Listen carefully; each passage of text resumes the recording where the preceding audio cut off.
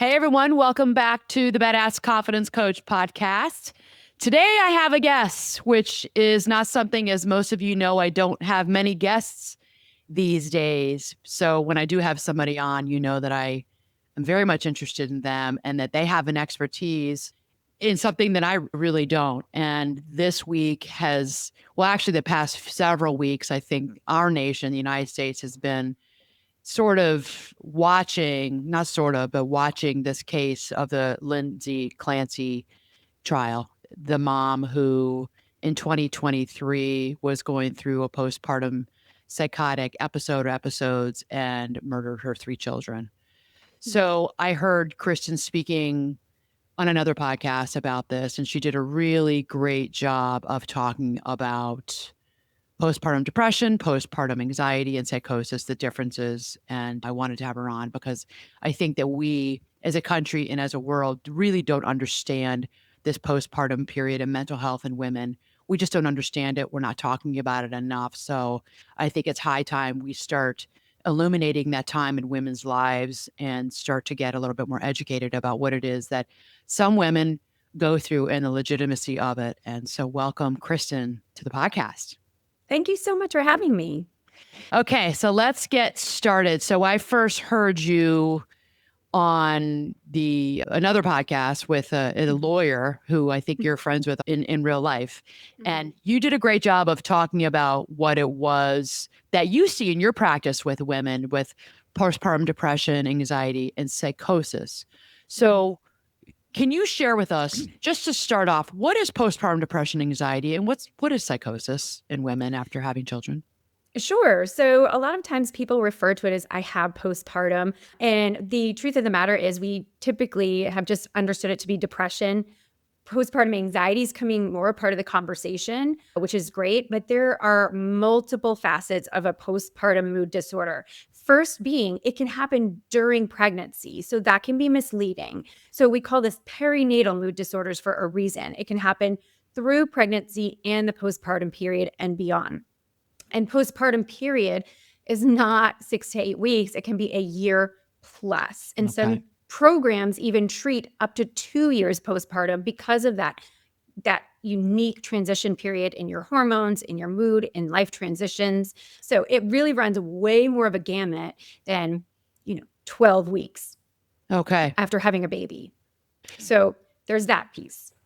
Okay, so what is the difference between the postpartum blues, which I heard all the time when I was having kids, versus depression, and what's anxiety? Let's talk about depression, anxiety versus postpartum blues before we get into psychosis. Yeah, absolutely. So about 80% of women report having postpartum blues or are likely to experience postpartum blues. It is a short-lived window of time. It is no longer than 2 weeks typically. And you might feel sad. You might have hard time connecting with your newborn. You can have bouts of crying, even questioning, did I do the right thing by having a baby? These are all normal thoughts to experience. But sometimes they're hard to say out loud to people because this is supposed to be the best time of your life, especially if this is what you wanted. And I'm using quotes because I hear that a lot when partners are struggling to understand my clients. Like, I thought this is what you wanted. Why are you upset? So it can be very normal, but it does not last longer than about 2 weeks. Okay. And anything beyond 2 weeks, and it doesn't have to be the first 2 weeks after you have a baby. It can come within, they say, about the first 6 weeks. Okay. And bluesy is more like you're still able to get up and function and do what you need to do to take care of your baby. And so again, it doesn't really interfere with your daily living. When we're talking about postpartum depression or postpartum anxiety, these are more persistent symptoms. They can be a bit more severe. So depression is very negative thought process, can be very tearful. Some depression is amotivation, like don't want to get out of bed, don't want to take care of the children, in lack of interest in things they used to be interested in. And honestly, postpartum depression is, again, anything that lasts over 2 weeks in period of time and is, again, more interfering with the individual's ability to think, clearly, objectively, and to sometimes even function. We'll see moms not wanting to take care of themselves and a really difficult time taking care of the baby. Okay. So more depressive, I'm a terrible mom. I'm messed up. I'm failing. Very depressive thoughts in nature. Yeah. Okay. Yeah. But where we also see, and this is what gets tricky, is because some people say, well, I don't have that. I'm worried all the time. I can't turn my brain off. I can't stop thinking about the what ifs, or am I doing a good job, or am I, doing this the right way? And so that is really postpartum anxiety. By the Mm, way, there's no official diagnosis in the diagnostic manual that we use. So this is why right. it's so confusing for Right. people. We just have to go based on report and symptomology as clients tell us. So anxiety is excessive worrying. You're stuck on the same thought over and over again. We call that ruminating. Your thoughts can be racing. They're all over the place, whether it doesn't even have to do with baby necessarily. It can have to do with all the tasks involved with caring for baby, or it can be worrying about other people, it can be worrying about yourself. What if something terrible happens to me? And it's really just, again, categorized by excessive worry to the point that it becomes difficulty to function, where it's hard to focus on any one thing and be present in that moment because you're constantly having this, noise in the background. And here's the thing is I don't think even with maybe even the blues, Mhm. I don't think women talk about it. We don't talk about this with our mothers-in-law, our sisters, Mhm. our friends. I think Mhm. there's so much embarrassment and shame around this for women. Like, well, I'll admit I haven't thought about this. This Lindsay Clancy case brought it up for me. I interviewed a father and a daughter in 2023, right after this happened on the podcast, Uh-huh. whose wife had postpartum psychosis. And the Wow. daughter was in her 20s, and she was the child that was born when her mother went through this postpartum Mhm. psychosis. Unfortunately, she's not here with us today. She wasn't here with us in 23 because of what happened with her mental Mhm. health. Very Mhm. sad story. And they came Mhm. on because they wanted to talk and just get the word out about postpartum psychosis is a thing. Oh, Okay, so yeah. so we can talk about that a little bit. That's another category. I know Right. after I had my first kid, I worked in maternal and child health. I worked in the Mhm. peds. I worked in peds Mhm. ICU. I was Mhm. around babies all the time. I used to help the nurses when they got overwhelmed. We had a full unit, an overflow, feed babies. I give bottles. And Yeah. I mean, I kind of had baby fever. I was so excited to have Mhm. this baby, had this baby, and was like, what the hell did I Mhm. do? I don't want this. Mhm. I don't want this life. I had fantasies of leaving, of Mhm. escaping. There were times when I felt I'm gonna say it. I was like, can I just like throw out the window? And then I was like Yeah. horrified by my own thoughts. But I'm like, shut up, kid. Shut up. Stop Yeah. screaming. Stop crying. Right. Yeah. And I had support. I had family there. And it Yeah. got really bad where to the point at night, and I can't believe this because my father was a physician. No one knew how to help Mm. me. Everybody thought it was just the blues. You'll get past it. My Mhm. husband would say, we know you. You'll get back to your old self. You got this, Anna. You got this. I'm like, I don't know if I have this. Yeah. And I don't think I want this life. And Right. so I would sit in bed at night, like with sweating. And I didn't tell anybody this. I'd sweat. My heart was palpating. I had sweaty palms. I was having panic attacks, which I'd never had in my life. Yeah. And it happened about Yeah. 3 days after I brought the baby home and had a C-section. And it was, oh, it's because you had a C-section. No, I went back to work at 3 months. Thank God I had a mother-in-law who wouldn't leave my side. They saw something and Mhm. moved in with us. And they said, she's got to stop nursing. She can't do that 4 a.m. feed. Let her get her sleep. So I Mhm. went to bed at 10 and woke up at 6. That was game changing. So I was getting 7 to 8 hours of sleep. And Yep. I have milk all over the bed every single morning. I'd wake up, but thank God for my mother-in-law. Cause she's like, Anna, who cares? Just, we'll take care of that. You just feed right at 6. You'll Yeah. feed the baby right at 6, which I did. If I didn't have that help, I don't know what would have happened to me. I went back to work at 3 months. I still felt really down and depressed and just out of sorts. I was not myself. It Mhm. took me at least, Kristen, probably at least 6 months to feel like myself again. And I Mm. told myself with my second 2 years later, and I realized I had postpartum, some sort of anxiety or maybe a depression. And I told myself I will never go through that again. I got educated and I said, I will nurse. I will go. Here's me, a Mhm. therapist Yeah. working in maternal and child health, not in therapy, didn't go see a psychiatrist, had shame and stigma around it for Mhm. myself. I'm a was kind of embarrassed to ever admit this to people. And I told myself, I will stop nursing. I will go to therapy. I will get a psychiatrist. I'm going on meds. I will never, if I can help it, feel that way again.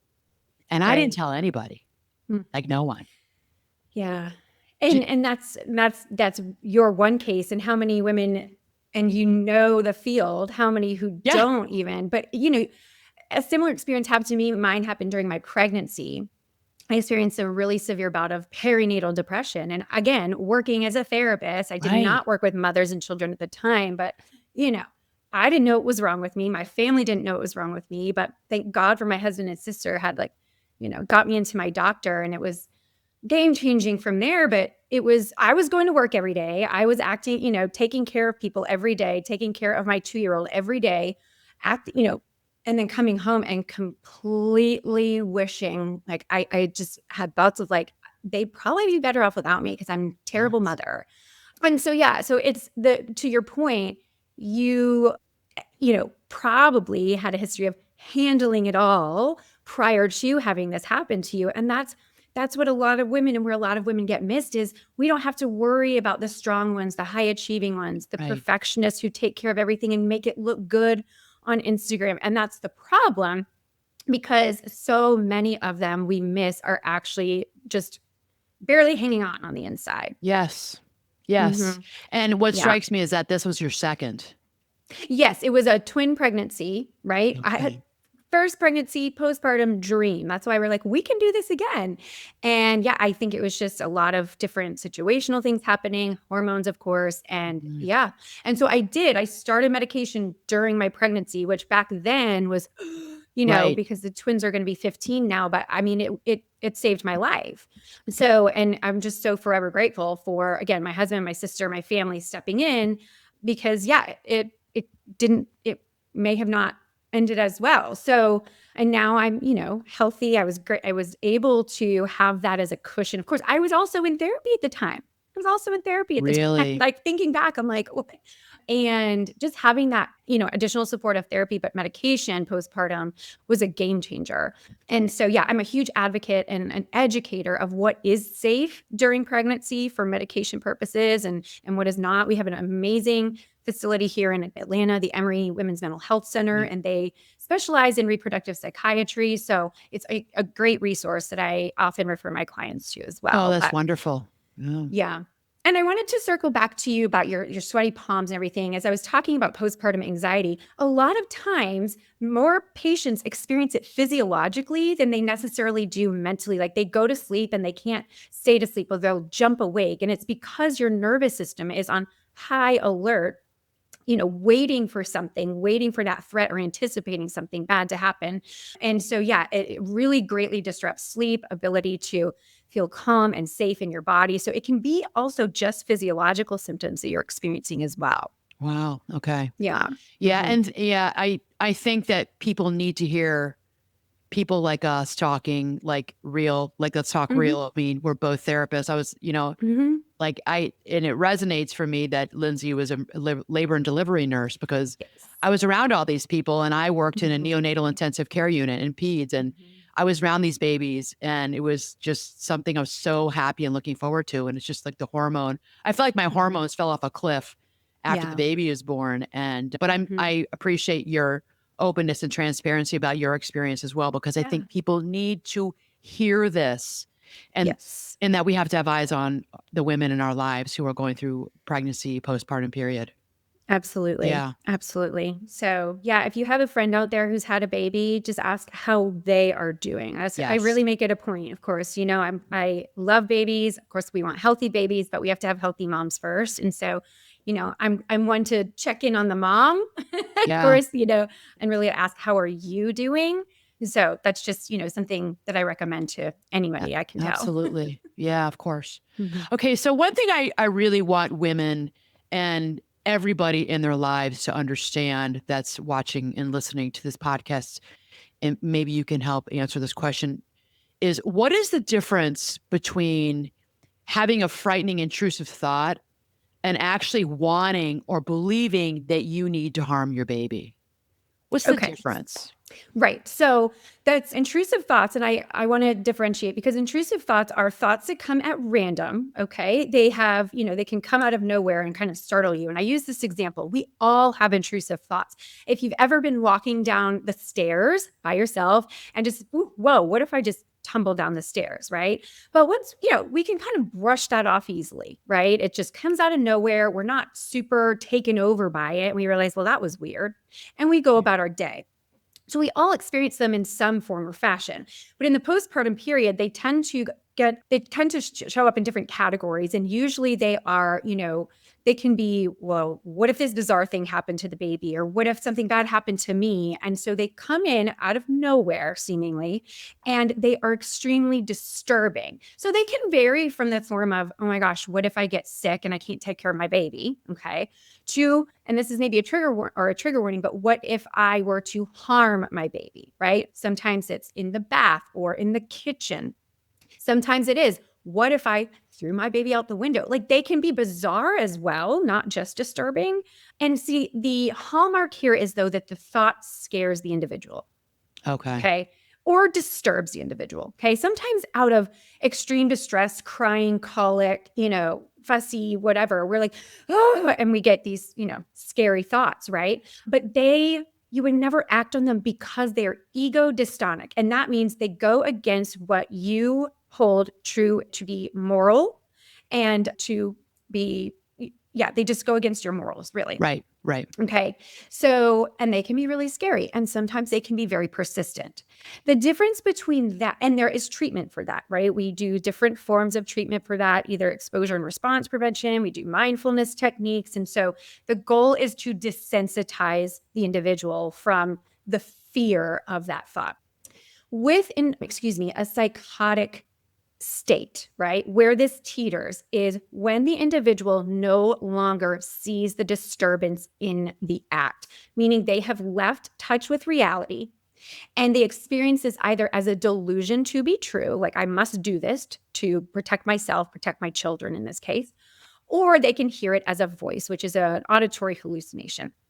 That is a medical emergency. Immediate intervention is needed because they are no longer in touch with reality. And Right. so they're more likely to act on it because they believe this to be true and they do not see the lack of moral in that act. Yeah, I think that, and once again, you have to let people know. Okay, okay. Mhm. So Yes. I was going to say you have to let people know that that's happening inside of Yeah. you, and don't have any shame or worry about judgment. And Correct. I think they still They're might, someone who's experiencing a psychosis. Correct. Okay. Yeah. So yes, I can talk a little bit about that too. So intrusive thoughts that are fearful and disturbing, typically, if you experience these, I beg you, please let somebody know in your life. That does not mean you're going to act on them necessarily, but it is important to let somebody know that this is what you're experiencing so that you can get the help that you need. Most women are scared to death to share these thoughts. I referenced the Lindsay Clancy trial. She called Patrick and her mother into the kitchen and she was terrified to explain that she was having thoughts of harming the children. That right there, the way she reported it, it was an intrusive thought. She was having these thoughts that were coming. She was terrified by them, but she was able to share with a family member. And that is important to note because, again, she knows the dissonance between what is right and what is wrong, what is, scary versus what is not. And so that is the difference. And you can absolutely get help, have more intervention before it can trend into something worse, which takes a few more things than just having intrusive thoughts. But if you are experiencing a psychotic event and listen, I worked with psychotic individuals before I went into maternal mental health. And so Yeah. there's so many different types of delusions, and some are basically where they're hearing voices not to tell anybody this, or harm will Yes. come to them, right? So Yes. there's a whole umbrella of psychoses that I don't even know the trial has touched on. But yeah, it can be don't tell anyone that bad things will happen to you, or the delusion is so strong that they are doing something to save themselves, the world, that they're not going to tell anybody. And that's the difference. And again, I want to clarify once again, just because you're having intrusive thoughts does not mean you are going to become psychotic necessarily. is so let somebody know. There's absolutely help, help for that. But people are afraid to say it because like, well, what if, I had a client who, had DFACS, that's our, family and child services, get called to her house because in the emergency room, she reported scary intrusive thoughts. And so they did not treat it as the, under the umbrella of perinatal mood disorders. They thought she actually wanted to do these things. And it was more traumatizing than anything else to go to the hospital then. Yeah. So a lot of women Kristin, become scared. But I think that's a hard one though, because like having worked with psychotic patients many years ago, but also worked in the ER forever, we're mandated reporters. Yeah. It's hard because you hear it, if I heard it, I'd have to report. It needs to be, this is where our system, is kind of failing us. I mean, yes. Okay, I don't know. I'm in the ER. I'm a worker in the ER. I don't know that you have fears of it. I can't hear that and not do my due diligence. I got to report it. And the patient needs help. The mother who's coming to the emergency room is trusting us to help her. Like, okay, great. I come in here and all you're doing now is calling Department of Children and Family Services, or your whatever it is in your state. And, now it's more shame on me. And judgment on me because I'm a bad mother because I told you something, a deep, deep fear and concern about myself. I'm not going to do it, but it's a fear and it's scaring the crap out of me. So it's hard because we have to report it. And at the same time, that mom needs help. She needs mental health, serious mental health help. I would hope that in a system, DCFS or the department that you're in is not going to come and take your child away. Correct. They're going to do their investigation and they're going to say, okay, what are the supports in place? Is there a dad? Is there a mom? Is there an auntie? Is there somebody here who can take care of these children while we get mom help? And what is that going to look like for that family? I think that that's probably what's most ideal. And a really good therapist or caseworker or somebody who's explaining to the mother or the spouse or the partner, listen, this is how it's going to work. We're not taking your kids away because everybody says you're going to take the kid. They don't take kids away right away. It has to be like, there have to be several things going on for that to happen. I just wanted to say that because I see, like when you were saying that, I'm like, I see why moms don't want to go to the ER and report this because that's what Lindsay was afraid of. You're going to take my kids away, right? Yeah, she had fears if people hear my thoughts. And that was, part of, trending into her, what I believe was her deterioration in mental health. She was afraid people could actually hear her thoughts as well as what was reported. So what's the term for that? There's a term for that. Oh my gosh, delusions of it's escaping. Thought broadcasting. Thought broadcasting. She thought that essentially everybody could hear her thoughts. Well, that is what thought broadcasting is. Oh my gosh, everyone can hear my thoughts. So let me try and keep everything under wrap. And psychoses can take multiple forms, which people don't, unless you've studied it, you worked with these individuals, you don't really, nor should we be expected to understand it or know what it is. And I want to say something too, when they were talking about the prosecution saying, so she could just go about her day and make a snowman with her daughter and take the kids to the doctor and do all these things. Like, yeah, my psychotic patients could be having a conversation with me. And I know, because I know them, like, okay, what else are you doing right now? Who else are you talking to? Because they would be talking to me, but I'd see it was like the micro expressions. I could see them being like, kind of looking over here. I'm like, all right, are you taking, because I'd be like, are you taking your meds? Because if you're really stable on your meds, you shouldn't be having these auditory hallucinations. It was my first thought that, okay, you're not taking your meds because you're starting to decompensate a little bit. Because I can tell you're having another conversation, but you're full on talking to me too. Yes. Right? Yes, exactly. Again, based on the timeline and the report of symptoms in the trial for Lindsay as an example, okay, with her building a snowman, all through December, things got significantly worse. And it appeared based, again, on reports in medical records and also from some of the witnesses.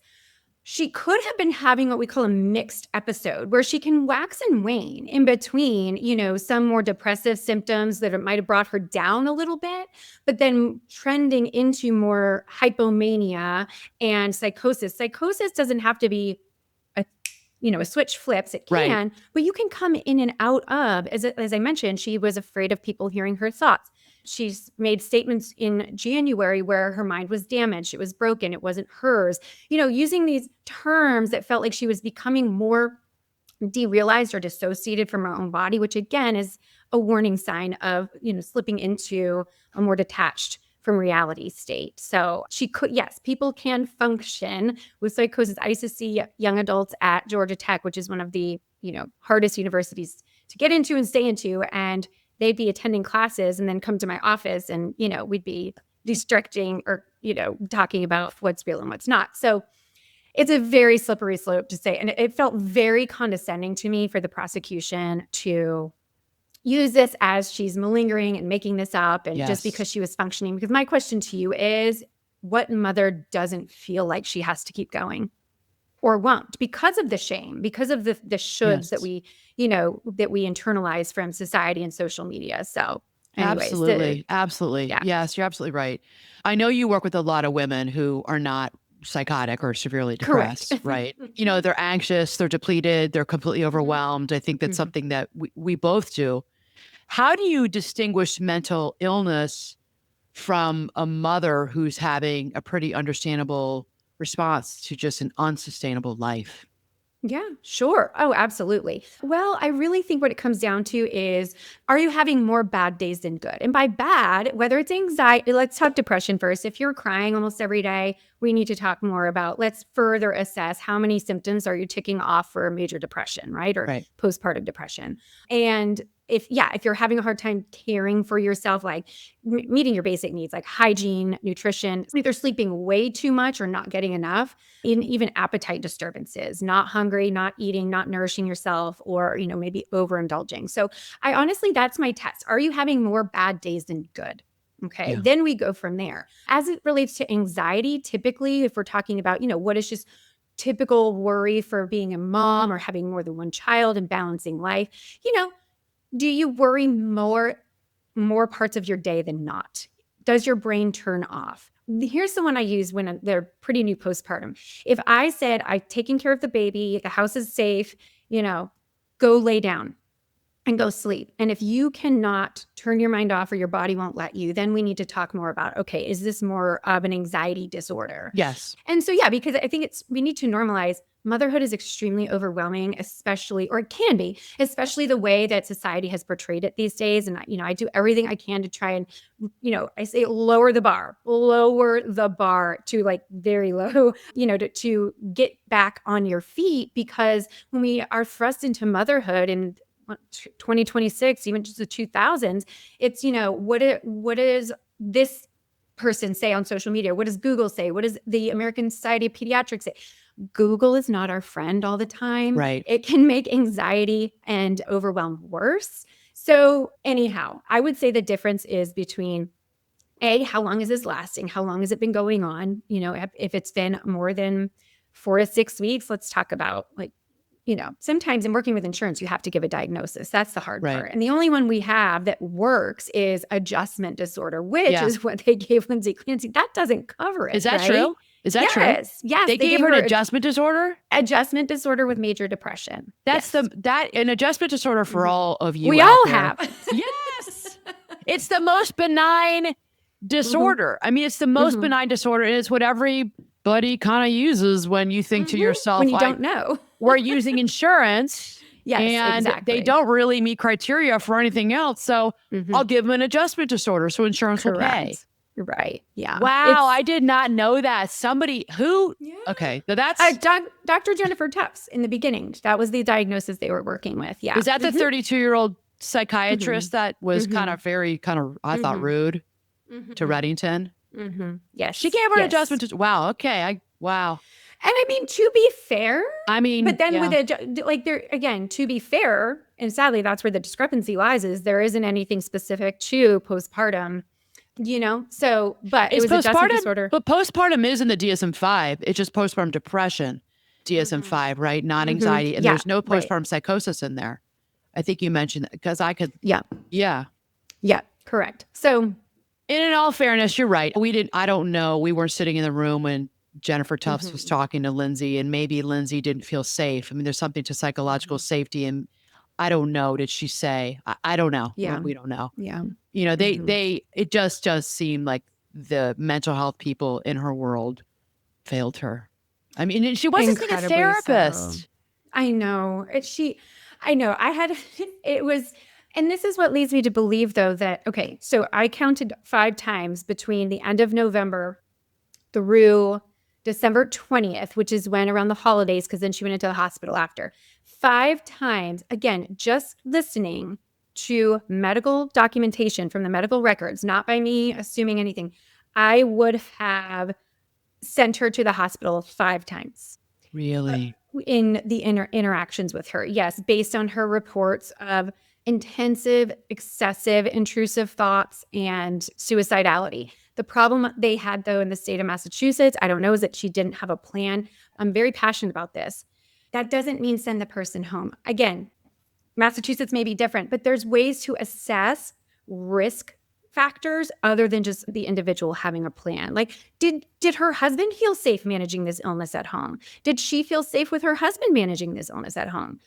Was it still unmanaged, even with her husband and her mother-in-law coming, right? So Right. I don't know. The whole like she didn't have a plan, that was a punch in the gut, because I think there's so much more of the picture that is missed if they simply state she doesn't have a plan. I personally, again, strictly based on listening to symptoms from the medical records, I personally saw or believed that her hypomania into mania was not pharmacologically managed. And the longer you go without that being treated, it is like your brain lighting on fire. Essentially, your brain is on fire. Yeah. Okay. And medicine at that point is the only thing that can help bring that fire out, at which point then you can start to work through perhaps therapy or whatever. But honestly, I agree. I think if she had a therapist, there was a counselor in where she saw twice, I think, in Right. person. Right. But it was really just trying to bridge her to the next level of care. It was not, acting in a supportive manner or providing interventions for treatment based, again, on what I heard from the documentation. I'm No, not assuming anything. and I think she is a case where I think you and I would agree this is someone who needs to be under psychiatric care. So she needed a therapist, and a Mhm. therapist and the psychiatrist needed to be working in collaboration with one another. I know I do that. I'm sure you Mhm. do that. I think Absolutely. it's best practice. You know, Absolutely. she Mhm. needed to have a psychotherapist, someone who is in her corner, who's Mhm. like, if it was you and me, Christian, our Yep. flags would be going off. Like I'd have all these Yes. red flags going off and being like, okay, like you just said, okay, I got to get on the phone with your Right. parents. Maybe we're doing a family meeting. Like get your Yes. mom and Yep. dad, get your mother-in-law, your father, like get your husband, like let's get your sister-in-law. Let's get people in here. Okay, this is like, and ask more questions. And I think what we're Mhm. seeing Mhm. with Massachusetts, like so many of our states, and probably United States, we have so much improving to do. I think it's different in Canada, it's different in England, other parts of the world. Mhm. The system, I mean, I think that we saw this is a woman who was just kind of getting pushed through the Yes. system. And yes, does she need to be under psychiatrist care? Absolutely, because this is a psychosis we're talking about. And you and I, we can't be treating these clients without, I think, and you tell me what you think. I think ethically Mhm. you have to have a psychiatrist on board when you're dealing Absolutely. with psychosis. Absolutely. Right. Oh, Right. We're not 100%. It MDs. is. Yeah. No, and it requires an MD intervention Yes, it at that does. point. Yes, it does. Mhm. So that's Mhm. important that we say that a Yes. psychiatrist must be in on board and treating Mhm. the client, but the patient can also Mhm. have a therapist. I think Absolutely. yeah, we're seeing what's happening as we're really getting to know the patient slash the client, Mhm. and we look at a biopsychosocial person and environment approach, right? So we're looking Mhm. at Lindsay in the context of her whole life. Right. We're looking at supports, probably a little bit more in detail than I think the doctors were. And typically, well, absolutely. And I think that can be normal. And again, referring to the Lindsay Clancy case, she was seen by a psychiatrist for 17, 20 minutes, 25, whatever. And that's pretty typical just for a Yeah. medication check. Whereas therapy is more typically 50 minutes to an hour long, and we are able to pull more from Yes. even just body language and nuance and conversation. So, yeah, there was it. just so many missed opportunities where I was just like screaming from my couch or in my car listening to the case, like, why didn't anybody step in here? Why didn't anybody send her to the hospital? And she did go to the hospital and she was sent home, I believe, one time. And the other time she did decline admission because I think she was scared to death. But anyways, it's just, there were so many missed opportunities. And one time they didn't take her because she was on too many meds. And I think they didn't want to take that on. This is someone who was, or quote, Yes. over medicated, right? Right. And that was actually a treatment program where she could have received like group support, individual support. That was an intensive outpatient program. And so the fact that they saw her, I mean, yeah, you can look at the medicine, but it suggests to me that she looked perhaps over medicated and would not be able to participate in programming, because you don't just send someone away saying, I see your list of meds. I would imagine they would have to assess her, her appearance, her affect, her ability to, interact with the program, and not just send her away based on. So there's another red flag, Yeah. So many. Yeah. Okay. So let's just go over this one more time. So what are some of the warning signs that partners, spouses, women themselves should take seriously, and what are the signs where you would say, okay, you don't wait for your next therapy appointment. Like, you need to go to the ER now. Like, what is it? Let's go over that just real quickly one more time for those who are. Sure. So, and again, okay. So, and to be clear, to get therapy or to reach out for support, you do not have to wait for a crisis to occur. No. You do not have to wait for the bottom to fall out. It doesn't mean you're failing or anything's wrong with you. That's what we're here for. That's what we do this for, right? So it doesn't have to be an extreme case or an actual mood disorder. If you're just struggling and you need somebody to talk to, right? Yeah. And get strategy support. This is what we specialize in. This is why we're here. So as it relates to when to reach out for help, certainly if you are having thoughts of suicide or that just will not relent, okay, they become more persistent, or like I said, a little bit louder. And it doesn't mean you necessarily know what you would want to do. Just reach out. That is the time to at least call your doctor, say, hey, me or my partner are experiencing this. What should we do? Should we go to the emergency room? Is there a crisis hotline? And so certainly thoughts of suicide or just, I would say not sleeping. Yes. If you are not sleeping, I want to touch on this. You're not sleeping and you can't sleep, and yet you still don't feel tired. That's a warning sign too, because that means you could have this elevated sense of energy, and without sleep, it could be indicative of a hypomania or trending into a manic state, which again is something that can be intervened with medically as well. If you're not able to function in your day, I would say like you're hopeless, helpless, not taking care of yourself, not, basic daily care, activities of daily living, I would indicate to somebody's partner, like at least call her doctor. Any sort of drastic change in their ability to function, taking care of baby, not wanting to take care of baby, again, reach out for help. I always say first line of defense, even though we can talk about the fragmented healthcare system, first line of defense, if you're a partner or even if you're the patient and you don't know where to go, call your OB. I don't care how many months postpartum you are, or if you have a better, closer relationship with, let's say, your primary care physician. But recently I had a client who we called a family meeting because she was declining and I was worried, and she had tried reaching out to her primary care and just did not have a good connection. So she felt lost. And so when we started talking about, perhaps trying some medication, she didn't know where to go because she had had such an off-putting experience with her primary care. She gets in with her OB and actually had a very good experience and was started on some medicine, and we're working through that. But again, I would say start there. Okay. If you're not satisfied, then you are worried about your loved one, I would consider calling a crisis hotline or bringing her or yourself to the emergency room. The worst thing they can do is say, I'm sorry you don't qualify, but here are some resources. Yeah. They'll give you resources at the minimum. Yeah. Absolutely. And so yes, I hope that clarifies, when to actually, reach out for help. But even if you just not feeling like yourself, it is okay to reach out for help. Absolutely.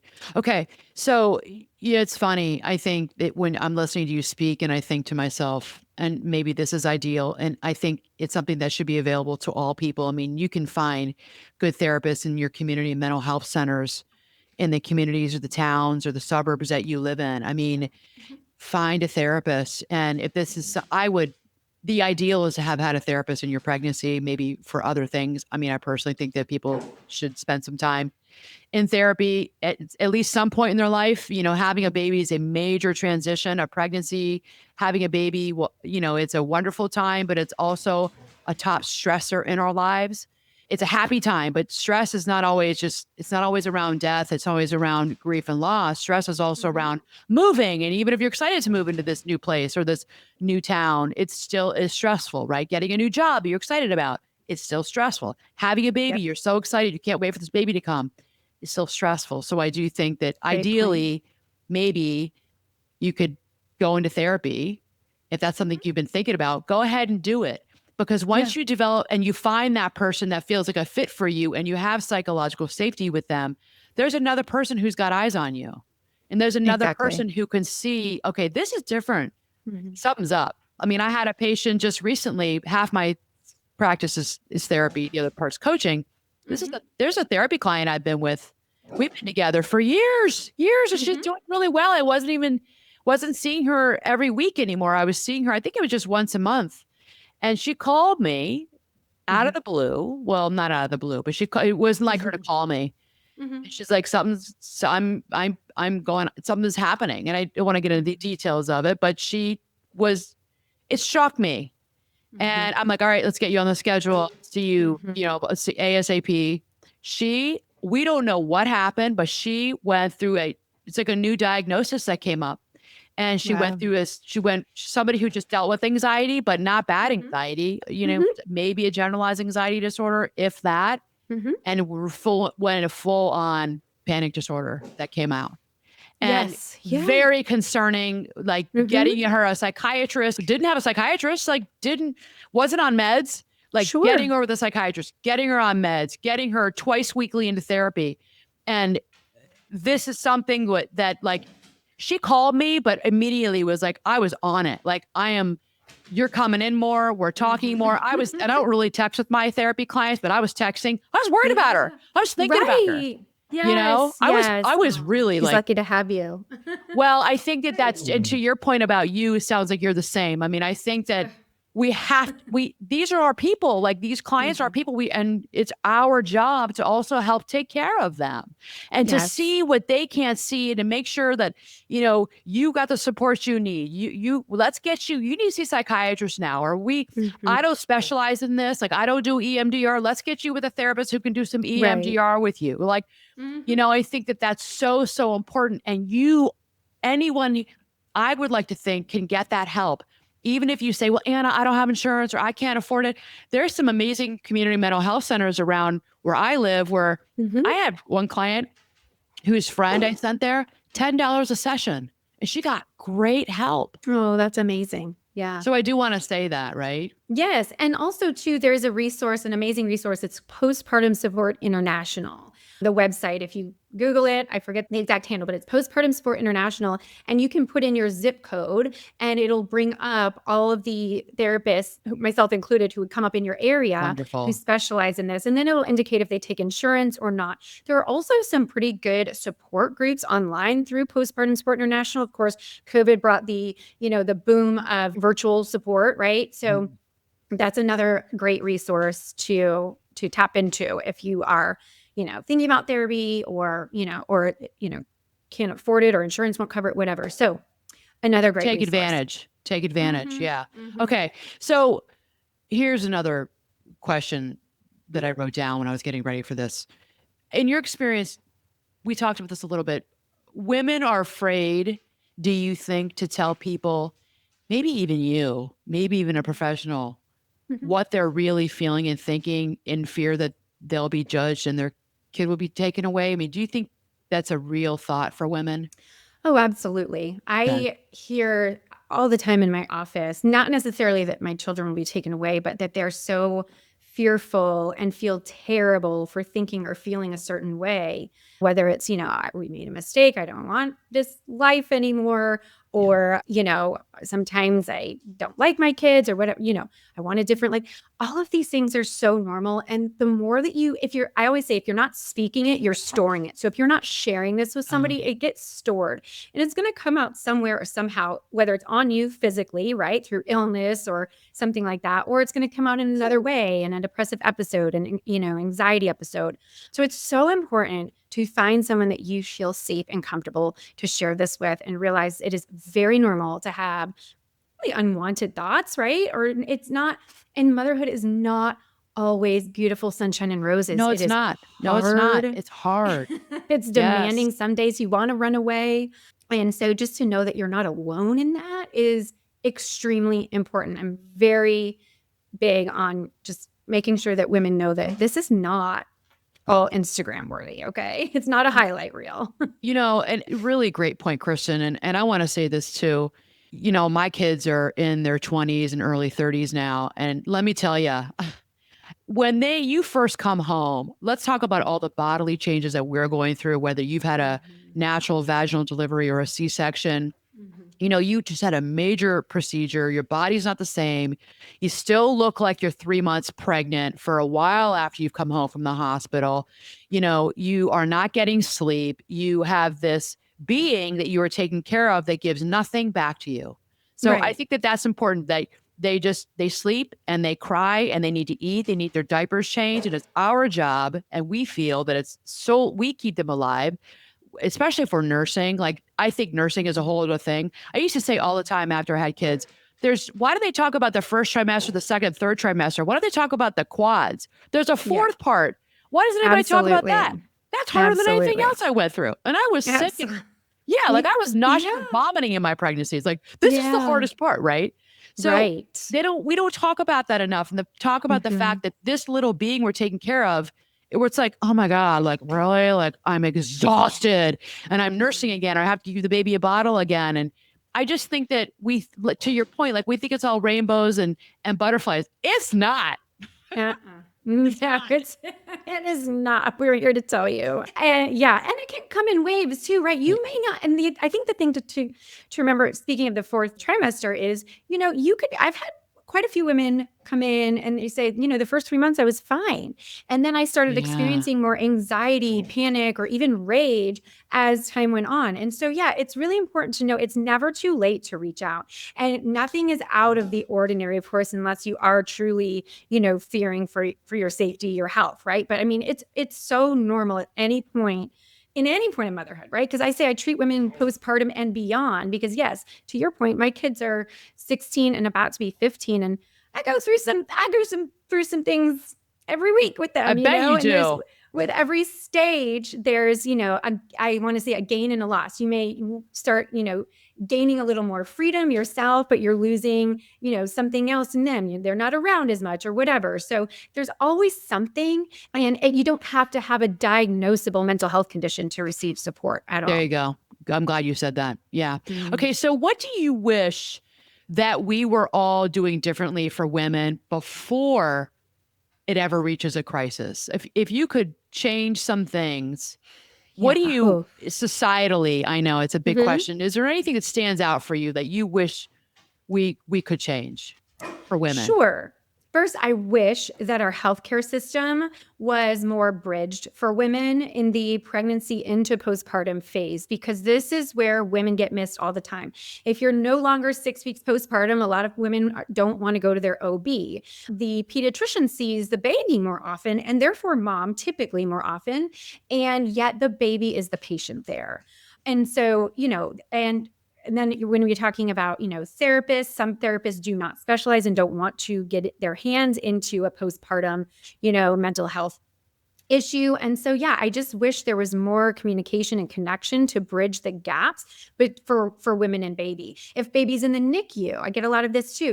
Baby's the patient, right? But mom may be struggling because that is a whole other problem. Oh, absolutely.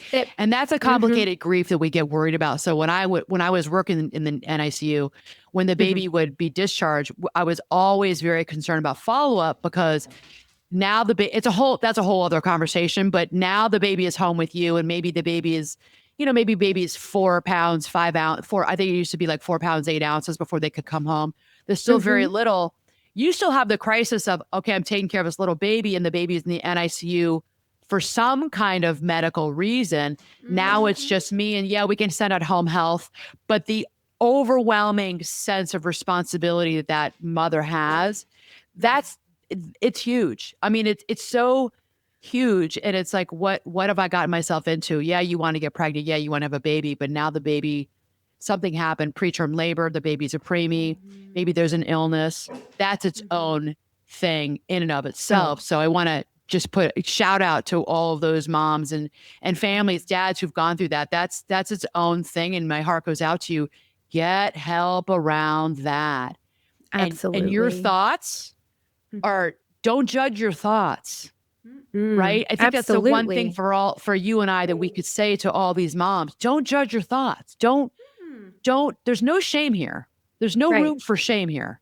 Absolutely. If you're, I always say, if you're already struggling and then you add your own judgment on top of your thoughts, you're Yes. just burying yourself deeper, right? So just acknowledge them. And we are not our thoughts. Just because you have a thought, Right. that doesn't mean all of them are accurate. And so, absolutely. And as far as, coming through the NICU or even, with birth trauma, like there's PTSD associated with that as well that I see Yeah. oftentimes. And so there's an added layer of risk for the moms and families. If you have had a NICU stay, you are, thrust into a higher Yeah. category of risk of experiencing a postpartum mood disorder. So that's Okay. absolutely, something to pay more attention to and get the help that you deserve. Yeah, I'm glad you said that because Mhm. there's a trauma associated with that for some Absolutely. people. Hmm. Absolutely. Hmm. Okay, so Kristen, thank you so much for coming on and talking. I mean, You're welcome. I think we're just like scratching the surface I and know. the start. I know. I Yeah, I know. could talk about this all day. I know. I know.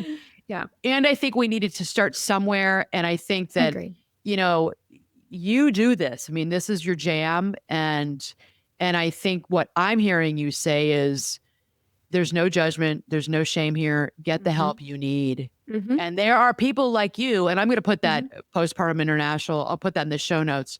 There are Great. people like you out there who can help women who are going through this. Help, you're the person that I'm going to, be referring people to. Like, get the help you need. You're going to see Mhm. somebody like Kristen. Yeah. Well, thank you. Yeah. I'm extremely passionate about what I do. Again, the first thing I tell my clients when they walk in the door is there's absolutely zero judgment in my room. I've heard it all, seen it all, and I make space for it. And the more comfortable that my clients feel just being more open, the better that I'm able to help them. And I think that goes for any Absolutely. therapist. So please be open, please be honest. Again, there is no judgment or shame in struggling. So, Kristen, where can people find you if they're watching this and listening, and they're like, okay, I want to reach out to her. Where can they find you? Absolutely, absolutely. I'm on Instagram. I'm at Calm Mom Counselor, all one Okay. word, and my website. And I've been posting a good bit on there, especially about the Lindsay Clancy trial. That's picked up a lot of speed. And on my website, it is www.kristinmize.com. It's KristinMize.com. And that's where you can find me. And as far as where I sit physically, I'm in Cobb County, Georgia, a suburb right outside of Atlanta. And I have a private practice there where I've been practicing since 13, 14 years. And so, yeah, I absolutely love what I do. I never work a day in my life, and it just makes me so happy. Oh, that's wonderful. Yeah. And so are you also a parent coach? Yes. Yeah, absolutely. So I do. I help, well, most of my moms who come see me are high achieving. And this is what I touch on. Most of the women that I see in my practice are high achieving, perfectionists, type A, Yep. people pleasers, who then are met with challenges in parenting because nothing is perfect. Think lots of things are out of their control. And we know now that parenting is different these days. And so we don't want to parent the way we were parented necessarily with, I'll give you something to Yes. cry about. And so I have done all the research in my own parenting journey and also what has been made more available to us with the research that we have now to help parents to parent more calmly, more effectively, have moms and dads with more confidence in their decision making and parenting skills. And so, yeah, they can feel calm even in the chaos that might ensue of motherhood. Because if you are type A and high achieving, that is the opposite of what you've been used to. So keeping Yeah, calm absolutely. in the chaos, parenting effectively, calmly, and communicating and connecting with your kid, because it can be really hard to do if you're always thinking in your mind and worrying and wanting things to be just so. And then motherhood's like, I'll show you. Oh, absolutely. Motherhood comes in and goes, yeah, well, we got another thing. Yeah. You got another thing coming. Right. Right. Exactly. Exactly. You like order, forget it, So it's really just how to, calmly navigate through those seasons of parenting. Toddlers, teens, and anywhere in between. Yeah, well, they will come in and just completely upset the apple cart and go, "You want perfection? Well, just watch." Absolutely. Absolutely. That's Yes. why God gave us twins. I think. So it forced, Yeah. yeah, it forced the type A right on out of me. So, Okay, so well, thank you so much for coming on. This is kind of thank last minute. you. We're gonna drop this on Thursday because it's timely because I think we're Yes. now in final Yes. closing Closing arguments arguments. in Yes. this I will be trial, watching and closely. we will all be watching. Okay. Yeah. All right, Kristen. So I will put your information in the show notes. If you all want to reach out to Kristen, please do so. And mad love to all of you. Until next time.